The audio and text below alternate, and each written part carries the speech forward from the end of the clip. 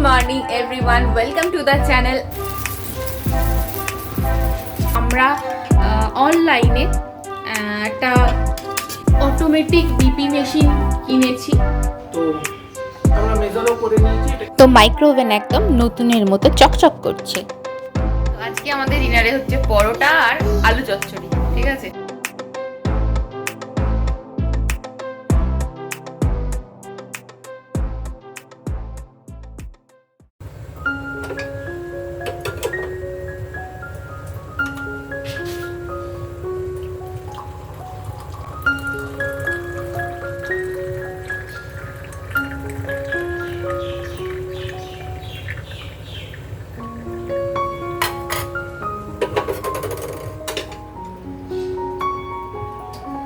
Good morning everyone, welcome to the channel. আমি মধুমিতা। কেমন আছো তোমরা সবাই?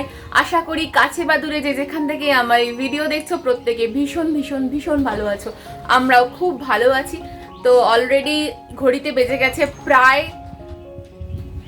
9:40, প্রায় না 9:40। তো আজকে অ্যাজ ইউজুয়াল 8টার আগে ঘুম থেকে উঠতে পারিনি, কারণ রাতে অনেক দেরি করে শোয়া হচ্ছে বিকজ অফ এডিটিং, রিওর খাওয়া দাওয়া, রিওর ঘুম পাড়ানো সব কিছু। তো সেই জন্য সকালটা একটু দেরি করেই হচ্ছে। আমি চেষ্টা করছি কিন্তু হচ্ছে না তাড়াতাড়ি। তো এই জাস্ট স্নান টান করে ফ্রেশ হয়ে গেছি, এখন যাব রান্নাঘরে বাকি কাজকর্মগুলো গুছিয়ে নিতে। অলরেডি ভাতও বসানো হয়ে গেছে রিও পেছনে। রিও গুড মর্নিং বলে দাও সবাইকে। হাই করে দাও, হাত তুলে হাই। তো চলো ব্লগটা শুরু করি সকাল সকাল। তো অ্যাজ ইউজুয়াল আমি চলে এসেছি রান্নাঘরে এখন ব্রেকফাস্টের প্রিপারেশন করার জন্য। তো এককালে আমরা মুসলি খুব খেতাম, ঠিক আছে, খুব ভালো লাগতো। অনেক দিন মুসলি খাওয়া হয়নি, আর অনেক দিন খাওয়া হয়নি বলে এটাকে আমি ফ্রিজে রেখে দিয়েছিলাম। অনেক দিন হয়ে গেছে, তোমরা যদি ফ্রিজে রেখে দাও না, অ্যাজ ইউজুয়াল এটা এরকমই ক্রাঞ্চি থাকে। তো আমি ফ্রিজ থেকে বার করে এখন মনোজিৎকেই দিয়ে দিচ্ছি ওটা খেতে, কারণ ও বললো অনেক দিন মুসলি খায়নি।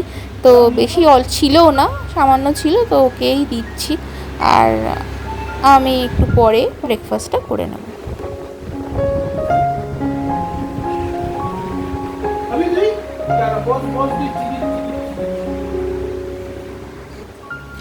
তো মনোজিতের যে ব্রেকফাস্টে রয়েছে মুসলি আর দুধ, আর আমি খাবো অ্যাজ ইউজুয়াল আমার ফেভারিট মুড়ি আর আলুর দম। তো চলো ব্রেকফাস্টটা সেরে নিই, অলরেডি 10টা বেজে গেছে। তো এখন যেটা বলার জন্য আমি এসেছি তোমাদের সামনে সেটা হচ্ছে আমরা অনলাইনে একটা অটোমেটিক বিপি মেশিন কিনেছি, কাল ডেলিভারি দিয়ে গেছে। তো এটা আমরা এখনো আনবক্স করিনি, আজকে করছি আর তোমাদের সাথে শেয়ার করছি। তো যে সমস্ত জিনিস আমরা নতুন কিছু কিনে থাকি বা করে থাকি তো সেইগুলো আমরা তোমাদের সাথে শেয়ার করার চেষ্টা করি। আমার ছেলে ব্যাকগ্রাউন্ডে মা মা বলে মিউজিক দিচ্ছে, আমার তো কোনো ব্যাকগ্রাউন্ড মিউজিক নেই সেই কারণের জন্য। তো চলো এটা এখন খুলি আর তোমাদের সাথে শেয়ার করি। মনোজিৎকে দিচ্ছি খুলতে, ঠিক আছে, কারণ ওই বলতে পারবে কোথা থেকে কিনেছে আর কত দাম পড়েছে। চলো। আজকে আমাকে আবার বসিয়ে দিয়েছে আনবক্সিং করার জন্য। আমি যা আনবক্সিং হয় সেগুলো মোটামুটি আমি করি গ্যাজেট হিসেবে, আর জামা কাপড় যা কিনে নিয়ে আসে সেটা ওই দেখিয়ে দেয়। আজকে কি আনবক্সিং হবে সেটা দেখে নেওয়া যায়। চলে এসেছি আজকে আনবক্সিং এর জিনিসটা। আচ্ছা, নামটা তোমরা দেখতে পাচ্ছ, ফ্যাবল। এটা একটা নতুন অনলাইন মেডিসিন ডেলিভারি বা মেডিসিনাল ইকুইপমেন্ট ডেলিভারি একটা সাইট। আমি কোনোদিনও আগে অর্ডার করিনি, ফার্স্ট টাইম অর্ডার করেছি বলে সেই জন্য এটাকে ক্যাশ অন ডেলিভারি অর্ডার করেছি। অ্যাকচুয়ালি খুঁজছিলাম একটা BP machine, automatic BP machine. Search করতে করতে দেখলাম যে এই সাইটের দাম সব থেকে কম, কিন্তু অর্ডার করার সময় দেখছি যে আমাকে ক্যাশ অন ডেলিভারি দিলে আমার 50 টাকা শিপিং চার্জ নিচ্ছে। সেই জন্য অর্ডার করছিলাম না, জাস্ট চেক করলাম, কিন্তু অর্ডার আর করিনি। তারপরে সাইট থেকে একটা কল আসে আমার কাছে যে আপনি অর্ডার করার চেষ্টা করছিলেন কিন্তু অর্ডারটা প্লেস করেননি, তার কারণ কি? তো বললাম ওখানে শিপিং চার্জেস 50 টাকা নিচ্ছে, সেই জন্য আমি অর্ডার করছি না। তখন ওরা বলে যে আমাদের এখান থেকে আমরা অর্ডার করে দিচ্ছি এবং শিপিং চার্জেসটা ওয়েভ অফ করে দিচ্ছি, আপনার 900 টাকাই দাম পড়বে, মানে 899 সিওডিতে। তো তখন বলি ঠিক আছে আপনি করে দিন, আমি সিওডিতে যদি 899 হয় তাহলে আমি পেমেন্ট করে দেবো। তো তারপরেই অর্ডারটা ওরাই করে, প্লেস করে। আমি শুধু ইকুইপমেন্ট নামটা বলে দিই, বিপি মেশিনের নামটা বলে দিই এবং কোন মডেল সেটা বলে দিই, ওটা সেই হিসাবে অর্ডার করে দেয়। আসতে লেগেছে 4 দিন, 4 দিনে 5 নম্বর দিনে এসছে, আর ব্লু ডার্টের থ্রু দিয়ে পাঠিয়েছে। এবার চলো আনবক্সিংটা করে নিই। অনেক বলে দিলাম এটার ব্যাপারে। আমি জানি না এরা কেমন পাঠায়, কিরকম প্যাকেজিং হয়, ফার্স্ট টাইম অর্ডার, তো সেই জন্য শেয়ার করে দিই।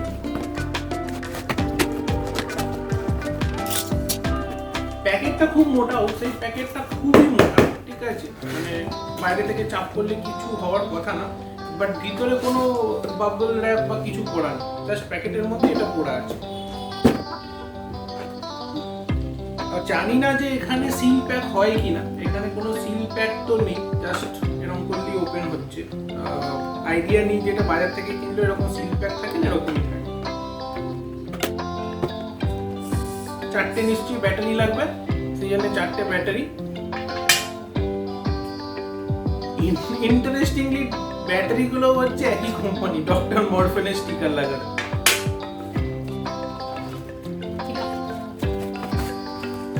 এই কটাই জিনিস আছে, বিপি কাপ, এটা মনিটরিং মেশিন, আর এই ব্যাটারি। তো ডেফিনেটলি একবার চেক করে নেবো, চেক করে নিয়ে যদি দেখি মোটামুটি ঠিকঠাক রিডিং আসে তাহলে ফাইন, যদি না আসে এটা। আচ্ছা, এটা অর্ডার করেছি হচ্ছে ডক্টর মরফেনের, মডেল নাম্বার হচ্ছে BP2, আর একটা মডেল নাম্বার এই একই রেঞ্জের, একটু কম বেশি রেঞ্জের হয়, BP9 মনে হয়। দুটোর মধ্যে ডিফারেন্স এটাই হয় যে ওটাতে অ্যাডাপ্টার লাগানো যায় আর এটাতে অনলি ব্যাটারি। এবার অ্যাডাপ্টারটা একটু ডিফারেন্ট টাইপের অ্যাডাপ্টার, যদি USB অ্যাডাপ্টার হতো তাহলে ওইটা কেনা বেটার ছিল, বাট এই অ্যাডাপ্টারটা আবার আলাদা করে কিনতে হয় বলে আমি আর ওটা না কিনে আমি এটাই কিনেছি। খুব একটা বেশি আমাদের ইউজ হয় না, তো 4টে ব্যাটারি দিয়ে যদি কারোর কাছে রিচার্জেবল পেন্সিল ব্যাটারি থাকে তাহলে খুবই ভালো, আর নইলে নর্মাল ব্যাটারি কিনে 4টে পেন্সিল ব্যাটারি কিনে আশা করি 4টে ব্যাটারি দিয়ে 4 থেকে 5 বার হবে। দেখা যাক, আমরা মেজারও করে নিয়েছি, এটাকে সেট করে ভেরি ইজি, কিছুই নেই, জাস্ট কাপটাকে আটকে দিতে হবে মেশিনের সঙ্গে, দিয়ে স্টার্ট বাটনটা টিপে একটু বসে থাকতে হবে, মিনিট খানেক ম্যাক্সিমাম লাগে, তাতেই হয়ে যায়। তো মোটামুটি রিডিং দেখলাম ঠিকঠাকই আসছে, হোপফুলি ঠিকঠাক কাজ করবে এবং চলবে অনেকদিন। তো আনবক্সিং কমপ্লিট করে নিয়ে এখন আমি চলে এসেছি রান্নাঘরে, রান্না বান্না কমপ্লিট করে নিই। তো আজকে বেশি কিছু রান্না হচ্ছে না, ডাল, আলু ভাজা, করলা ভাজা আর মাছের ঝাল আর ভাত। তো চলো চটপট রান্নাটা এদিকে বসিয়ে দিই, কারণ আজকে আমি তোমাদের সাথে আমার মাইক্রো ওভেন কীভাবে ক্লিন করি আর সেটাকে কীভাবে সুন্দরভাবে মেনটেন করি সেটাই আমি তোমাদের আজকে শেয়ার করব। তো চলো দেখে নাও। তো আমার IFBর মাইক্রোওয়েভ রয়েছে, আর মডেল নাম্বারটা হচ্ছে কনভেকশন 30AC4। তো এটা হচ্ছে আমার মাইক্রোওয়েভ। এটা মোটামুটি কেনা হয়েছে 3 বছর হয়ে গেল, 3 ইয়ার্স ওয়ারেন্টি, তার সাথে এত কিছু রয়েছে যেগুলো আমার কিছু কাজে লাগে না। আর ডান দিকে রয়েছে বিভিন্ন জিনিস বানানোর জন্য অপশান, আমি এগুলো কিছু ইউজ করি না। তারপরে রয়েছে মিনিট আর সেকেন্ডের টাইম, আর তার নিচে রয়েছে clean by steaming, warm, deodorize, micro grill, convection, micro convection grill, অনেক কিছু অপশান আছে, ঠিক আছে, যেগুলোর কিছু কিছু আমি ইউজ করি, বাকিগুলো এমনিই আছে। আর তার নিচে আছে স্টার্ট আর স্টপ বাটন। তো আমি কি করে ক্লিন করি সেটা এখন দেখাচ্ছি। এখানে আমি নিয়ে নিয়েছি 1 কাপ জল, এমনি ট্যাপ ওয়াটার, তার মধ্যে দিয়ে দিলাম 4 টুকরো মানে একটা গোটা পাতি লেবু।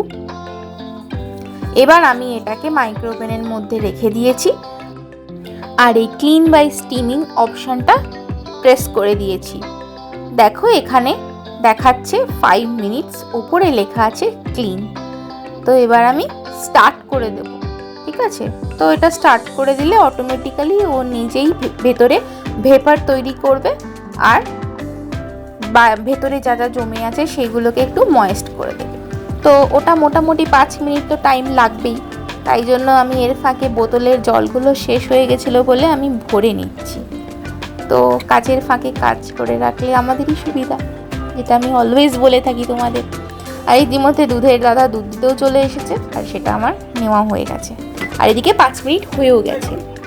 তো আমি মাইক্রোওয়েভটা খুলে দেখলাম যে ভেতরে ভালো করে ভেপার তৈরি হয়নি, কারণ অনেক দিন ক্লিন হয়নি, তো তাই জন্য ভেতরে তেলগুলো একটু বেশিই রয়েছে। তো আরও 5 মিনিট আমি দিলাম। দেওয়ার পরে দেখো ভালো করে ভেতরে কিন্তু ভেপার অলরেডি তৈরি হয়ে ঝরতে শুরু করেছে, তার মানে একদম পারফেক্টলি ভেপার তৈরি হয়েছে ভেতরে। এবার আমি এটা ভালো করে ক্লিন করে নিতে পারবো, তাই তোমাদের একবার দেখিয়ে দিচ্ছি কীরকমভাবে ক্লিন করব। বিভৎস গরম হয়ে গেছে কাপটা, ঠিক আছে, কারণ অর্ধেকের বেশি জল ভেপার হয়ে গেছিলো। তো এবার আস্তে আস্তে কাপটাও বার করে নিলাম। এবার মাইক্রোওয়েভের ভেতরে যে প্লেটটা থাকে কাঁচের, সেটাও বার করে নিচ্ছি। তোমরা কিন্তু সাবধানে করবে, কারণ প্রচুর গরম থাকে, সেই কারণের জন্য অবশ্যই এরকম কোনো ধরার জন্য টুল বা যে কোনো কাপড় ইউজ করবে, যাতে করে হাতে না ছ্যাঁকা লাগে। তো মাইক্রোওয়েভটা একটু ঠান্ডা হোক, আমি ততক্ষণ এই গ্লাস যে ট্রেটা রয়েছে সেটা আমি ক্লিন করে নিই। আর সাথে কিছু বাসন জমেছিল, সেইগুলোও ক্লিন করে নিচ্ছি। কারণ দুর্ভাগ্যবশত আমার হাউস হেল্পার দিদি আজকে ছুটি নিয়েছে, তো সেই কারণের জন্য আমি বাসন তো জমিয়ে রাখি না, কাজ করতে থাকি, আর যেটুকু জমতে থাকে সেটা আমি ক্লিন করতে থাকি। তো এনিওয়েজ দেখা যাক, দিদি তো বলে গেছে একদিন, তো দেখা যাক কদিন পরে আসে। ইউজুয়ালি একদিন বলে 2 দিন থাকেই এক কামাই। তো যাই হোক, এখানে আমি বাসনগুলো চটপট করে ক্লিন করে নিচ্ছি।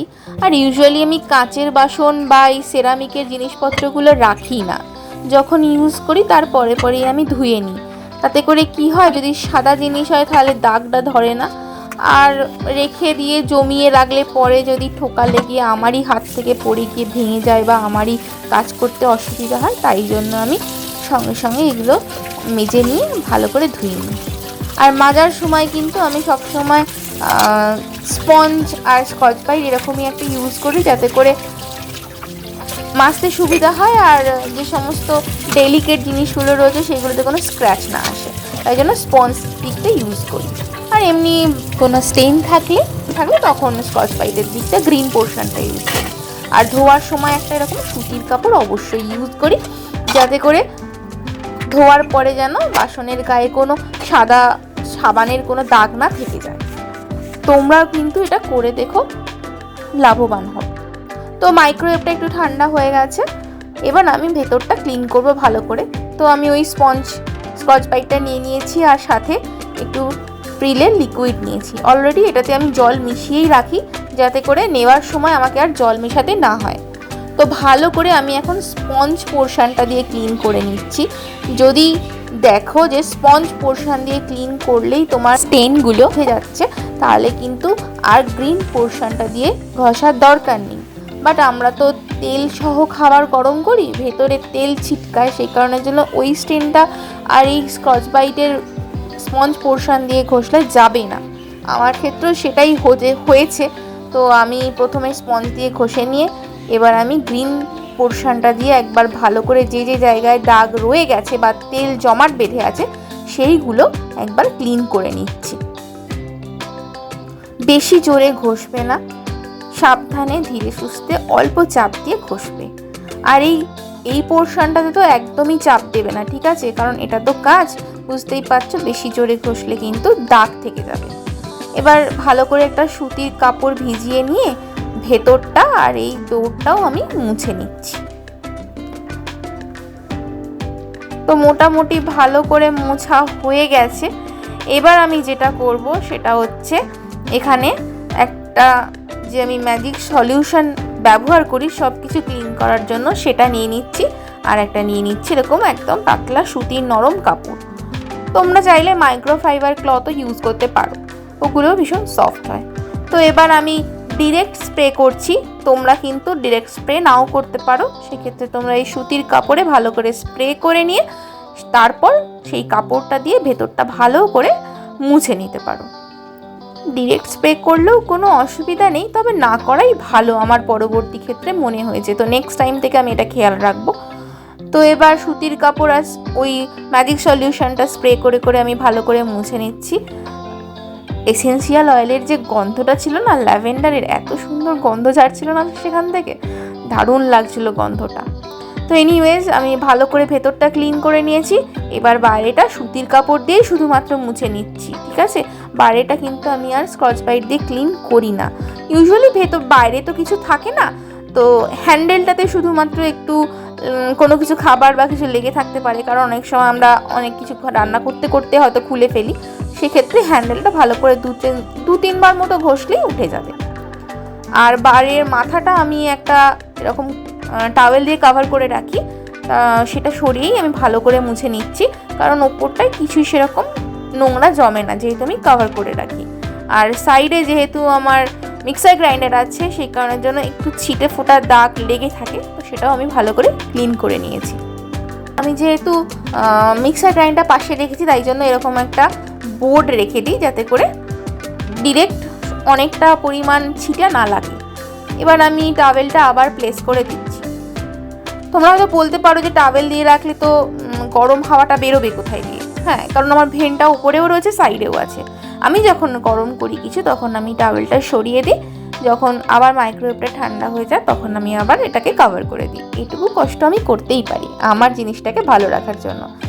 আর সাইডেরটাকেও যখন গরম করি, এই বোর্ডটাকে সরিয়ে দিই, খাবারটা গরম করে নিই, আবার রেখে দিই ঠান্ডা হয়ে গেলে।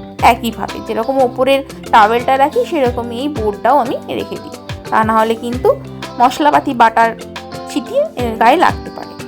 তো দেখো কি সুন্দর আমার মাইক্রোওয়েভটা ক্লিন হয়ে গেছে। তো মাইক্রোওয়েভ ক্লিন হয়ে গেছে, রান্নাও কমপ্লিট হয়ে গেছে। তো বাজার থেকে মনোজিৎ 1 কোয়া রসুন নিয়ে এসেছিলো কিছু, সেইগুলো আমি ছাড়িয়ে নিচ্ছি। তো রসুনের উপকারিতা অনেক রয়েছে, 1 কোয়া রসুনের উপকারিতা অনেক বেশি। যেমন ধরো যাদের ব্লাড প্রেশার হাই, যাদের সুগার অনেক বেশি, তাদের ক্ষেত্রে সেগুলো নিয়ন্ত্রণ করতে সাহায্য করে। যাদের ঠান্ডা লাগার সর্দি কাশির ধাত রয়েছে, তারা যদি 1 কোয়া রসুন খায় খালি পেটে বা ভাতের সাথে, তাহলে সেটার থেকে তারা নিজেদেরকে প্রতিহত করতে পারে। যাদের ঘুম ভালো হয় না রাতে, সেই ক্ষেত্রে ঘুমটাকে আরও ভালোভাবে এনহ্যান্স করতে পারে। তো আরও ছোটোখাটো বড় অনেক কিছুই উপকারে লাগে। তো তোমরা কিন্তু চাইলে 1 কোয়া রসুন নিজেদের ডায়েটের মধ্যে ইনক্লুড করতে পারো। Hi, good evening. তো সন্ধ্যা হয়ে গেছে অলরেডি, এখন ঘড়িতে বেজে গেছে প্রায় 7:30। আজকে বৃষ্টি হয়েছে অনেক দিন পরে, ভীষণ ঝড় হয়েছে, এটা প্রায় সব জায়গাতেই হয়েছে। আজকে হচ্ছে তোমার শুক্রবার, মানে উইকেন্ড স্টার্ট হচ্ছে, আর এত সুন্দর একটা ওয়েদার, এত গরমের পরে ভীষণ ভালো লাগছে। ঠিক আছে, আশা করি সবারই ভালো লাগছে। তো ওই জন্য এত সুন্দর একটা ঘুম হয়েছে না, এত ঠান্ডা একটা ওয়েদারে, যে আমি ঘুম থেকে উঠেইছি 7টার সময়। তো এনিওয়েজ, তো এখন সন্ধে দেখানো হয়ে গেছে, আর এখন আমি রান্নাঘরে যাব, কারণ সন্ধেবেলার ইভিনিং স্ন্যাক্সের জন্য আমি আজকে একটা জিনিস বানাচ্ছি, একদম সিম্পল একটা চাট টাইপের। তো কিছু দেখানোর সেরকম নেই, আমি তোমাদের জাস্ট বানানো হয়ে গেলে দেখিয়ে দেবো যে কীরকম দেখতে হয়েছে জিনিসটা, আর খেতেও খুব ভালো হয়। আর যারা ডায়েট করছো তাদের জন্য তো একটা ভীষণ ভালো ইভিনিং স্ন্যাক্স, বা যে কোনো সময় মর্নিংয়েও এটা খাওয়া যেতে পারে। তো চলো দেখো আমি কি বানিয়েছি। তো আমি যেহেতু মটরশুঁটি সেদ্ধ করে ফ্রিজে স্টোর করি, সেখান থেকেই আমি কিছুটা মটরশুঁটি নর্মাল ফ্রিজেও রাখি। তো সেটাই এখন আমি টমেটো কুচি, পেঁয়াজ কুচি, ধনেপাতা কুচি, কাঁচা লঙ্কা, লেবু আর চাট মশলা দিয়ে এখানে ভালো করে মেখে নিয়েছি সন্ধ্যার স্ন্যাক্সের জন্য। বাইরে এখনো বৃষ্টি পড়ছে টিপ টিপ টিপ টিপ করে, দেখো টিনের শেডটার ওপর কিন্তু পড়ছে বৃষ্টিগুলো। তো যাই হোক, বাইরে ভীষণ ঠান্ডা ঠান্ডা একটা ওয়েদার, বেশ ভালো লাগছে। কিন্তু একটু হাওয়া দিলে আরো বেশি ভালো লাগতো, এখন দিচ্ছে অল্প অল্প। চলো ঘরে যাওয়া যাক। তো অলরেডি রান্নাঘরে চলে এসেছি, টিফিন খাওয়া হয়ে গেছে, এখন রাতের রান্নাটা করে নিচ্ছি ঝটপট। তো বৃষ্টি হওয়ার জন্য এখন রান্নাঘরে দাঁড়ানোটা একটু পসিবল হচ্ছে। তো আজকে আমাদের ডিনারে হচ্ছে পরোটা আর আলু চচ্চড়ি, ঠিক আছে? তো চটপট করে তারপরে আবার কথা হচ্ছে তোমাদের সাথে। আমার ডাইনিং টেবিলের অবস্থাটা খালি একবার দেখো। তুই কি করছিস? জল ফেলছে কিন্তু পুরবে থেকে। আমি এখানে রিওর জন্য জল ফুটিয়ে রেখে দিয়েছি। সব কত জল ফেলেছে। ওকে পিছাও, ওকে টেবিল থেকে নামিয়ে দাও ওকে। পড়ছে পড়ছে আরো পড়ছে আরো পড়ছে। তুমি কি করেছো এটা? কেন ফেলেছো? দুষ্টুমি হচ্ছে। সব এগুলোকে ঘেঁটে ফেলে একাকার কাণ্ড করেছিল। এখানে তো অলরেডি জল ফেলেইছে। এটা রেখে দাও। এতে তোমারই তো ফোটানো বোতল আছে। এতে এর মধ্যে ওর বোতলগুলো ফুটিয়ে রেখে দিই, স্টেরিলাইজ করে। সেগুলোকে এখন ওতে রাখো। ওই যে ওই কাপে রাখো। কাপ। তো অলরেডি এখানে আলু চচ্চড়িও বসিয়েই দিয়েছি। এই যে আলু ভাজা চলছে এখন কালো জিরে দিয়ে। আর এখানে মনোজিতের জন্য আটার পরোটা হবে, আর আমার জন্য ময়দার পরোটা। আর একটা রিওর জন্য করছি যদি খায়। তো চলো চটপট করে নিই।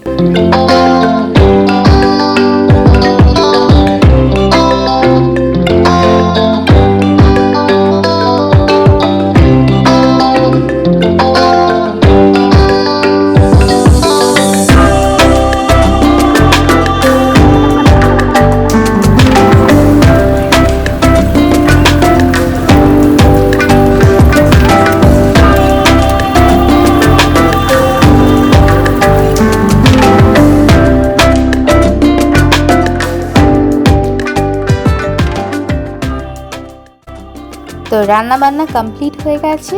আলু চচ্চড়ি এখানে ডান, আর পরোটাও এখানে ডান। তো একটু পরেই আমরা ডিনারটা করে নেব। চলো এখন রান্নাঘর থেকে যাওয়া যাক পাখার তলায়। জুজু কই রিও? ওই যেখানে কি পড়ে আছে একটা। কত বড় জুজুটা? ইটু কত বড়? এইদিকে দেখাও। বাবা কত বড় জুজু। বাবা ধরে নেবে, তোমায় কুটুস করে কামড়ে দেবে দুষ্টু করলে। বাবা ফেলে দেবে? বাবাকে বলো ফেলে দিতে তাহলে। জুজুটা কত বড়?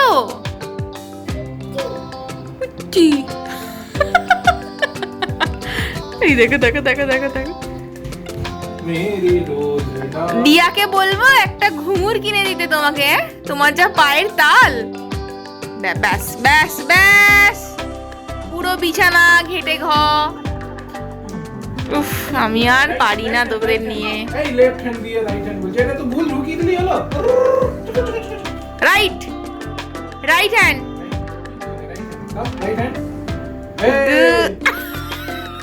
দুটো হাতে ঢুকিয়ে দিয়েছে, কাজ কম। লেফট। আর লেফট কি অ্যাক্টিভ আছে? টাটা করে দাও সবাইকে। এইদিকে টাটা করে দাও সবাইকে, সবাই দেখছে তোমাকে। ব্যাস নিজের কাজে ব্যস্ত হয়ে গেছে। মায়ের গোছানো জিনিস ধ্বংস করার জন্য উঠে পড়ে লেগেছে। টাটা করবি? ইজি। এসি বলতে মানে বলছি ইজি। ক্লক কই?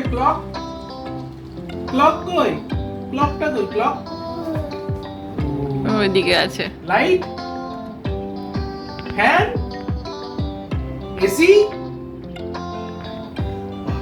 গুড। তো এই জাস্ট আগের ভিডিও এডিটিং রেকর্ডিং সবকিছু কমপ্লিট করে সেভ করতে দিয়েছি। তো আজকে রাত্রিবেলাতেই পোস্ট করতে বসাবো। তো কাল সকালবেলায় পাবলিশ হয়ে যাবে হোপফুলি। তো এখন যাব ডিনার করতে।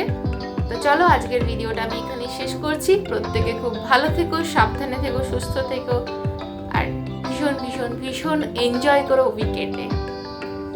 দেখা হচ্ছে নেক্সট আর একটা নতুন ব্লগ নিয়ে। Till then take care, bye by.